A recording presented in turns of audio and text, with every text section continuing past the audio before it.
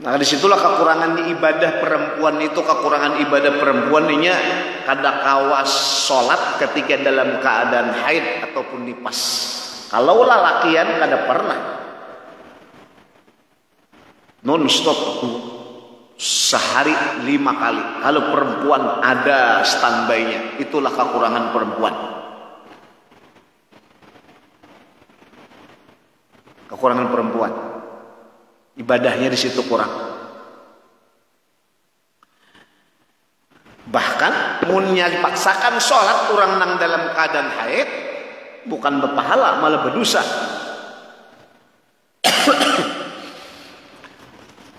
Kemudian yang keempat, syarat wajib ada pendengaran dan penglihatan. Telinganya kada mendengar, matanya buta. Ini aman bebas, kada punya kewajiban untuk sembahyang. Kenapa? Melihat kada, telinga kada mendengar, aman. Namun kada hendak bersembayangan lagi. Nih 2 macam, hilangkan pendengaran lawan penglihatan. Tapi kalau orang mendengar tapi matanya buta, tetap dituntut untuk wajib sembahyang. Kenapa? Karena masih ada pendengaran. Nah orang buta ini banyak ini nih. Orang buta ini banyak aja. Siapa yang ditimpa kepada seseorang penyakit kemudian dia buta, ia ridha dan ikhlas menjalani takdir Tuhan atas kebutaannya, maka diganjar orang ini dengan balasan surga, masuk surga bigri hisab. Nah, mun hendak masuk surga, buta akan mata. Nah, tapi jangan pusing aja kupur nikmat namanya. Ini orang nang kalau kena penyakit kalunya buta. Ikhlas ridhonya aku menjalani takdir Tuhan, aku kada sangkal hati.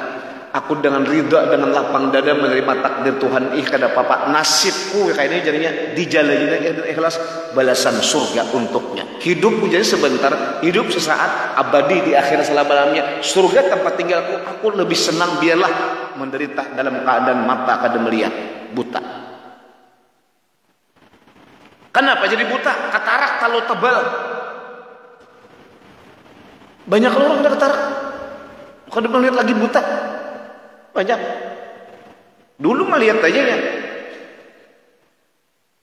Nah karena katar atau tabal diobati kada bisa, buta. Dah bersabar aja, jalani hidup kada lawas jiwa aja. Surga menunggu kedatangan Anda, berbahagialah. Makanya ada sahabat Nabi yang matanya buta. Doanya kabul, bilanya berdoa mustajab.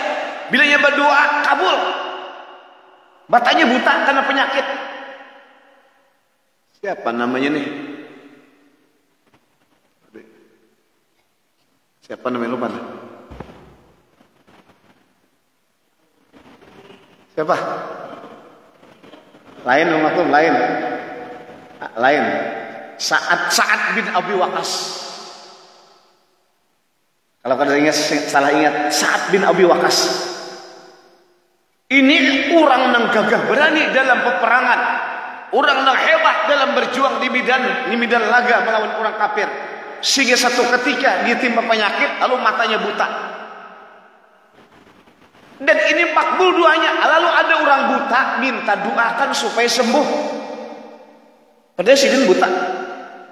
Orang buta minta doakan agar disembuhkan daripada buta. Doakannya, ya Allah ya Rabbi, berikanlah kesembuhan matanya agar bisa kembali melihat. Ya Allah, kembalikan penglihatannya dengan terang dan jelas. Doanya kabul, sembuh. Mendoakan orang sembuh. Lalu ujar orang, wahai Sa'ad bin Abi Waqqas, coba berdoa apa dia? Berdoa untuk dirimu sendiri agar diberikan kesembuhan. Ujarnya, biarlah aku menjalani hidup dengan dalam keadaan buta, aku ridha dan ikhlas kada apa-apa, aku menyentak dari Tuhan karena aku mengharap balasan surga di sisi Allah Subhanahu wa taala. Kada maunya berdoa untuk diberikan minta kesembuhan. Padahal doanya makbul. Namun kita berdoa terus apa? Minta kabul doanya kada. Nah kita kembali. Jadi orang yang ada pendengaran tapi penglihatan kada ada, wajib sholat. Atau Penglihatan ada, pendengaran kadada, tuli wajib juga. Dua macam bilanya, pendengaran dan penglihatan kadada. Nah ini kada wajib, kada punya kewajiban. Cuma jarang anda nangkir ini. Palingnya tuli, mata buta. Adalah nah. Nah ada orang tuli aja kalau bisu, tuli, bisu. Nah ada itu. Tuli dan bisu itu ada. Tapi pendengaran kadada tuli, penglihatan kadada buta. Adalah pernah buta modern. Adalah pernah melihat. Kada pernah lo. Artinya jarang-jarang kan. Tapi kalau orang bisu tuli banyak.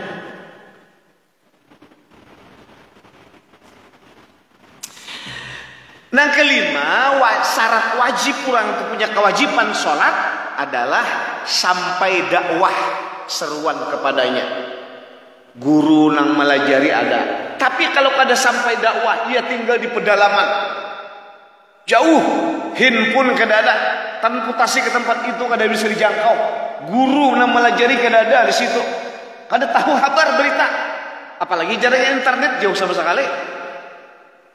Nah, orang yang tinggal demikian di sebuah pelosok tanpa tahu berita keadaan orang. Nah, ini kada wajib ini. Kenapa? Karena kada syaratnya ketinggalan. Ada penuh kada mencukupi syarat wajib kada ada. Kenapa? Ada sampai dakwah untuknya. Tapi mun radio sampai aja misalnya, cuma jauh ya deh.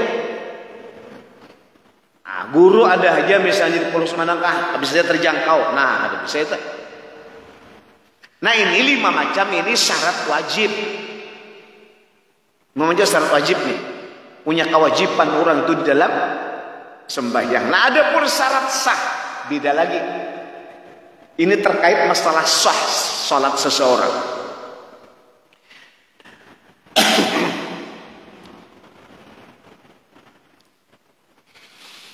Syarat sah. Satu, orang itu mumayyiz, artinya dapat membedakan antara baik dan buruk. Walau inya kada balik, anak-anak umur 8 tahun kan belum balik, 7 tahun belum balik dah. Tapi inya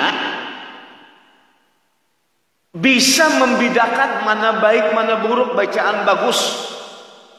Masih tahu cara digawinya, salah sembahyang sah. Pahalanya untuk 2 orang tuanya.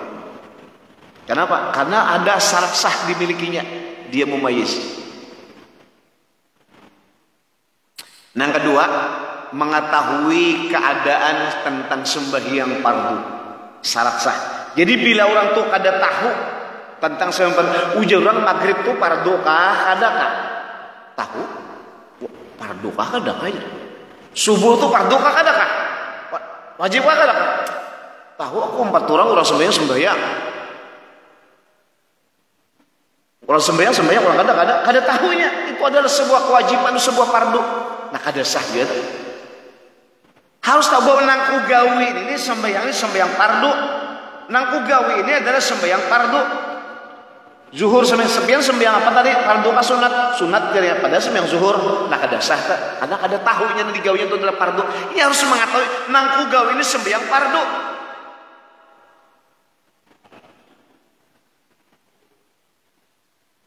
Nah ketiga, syarat sahnya.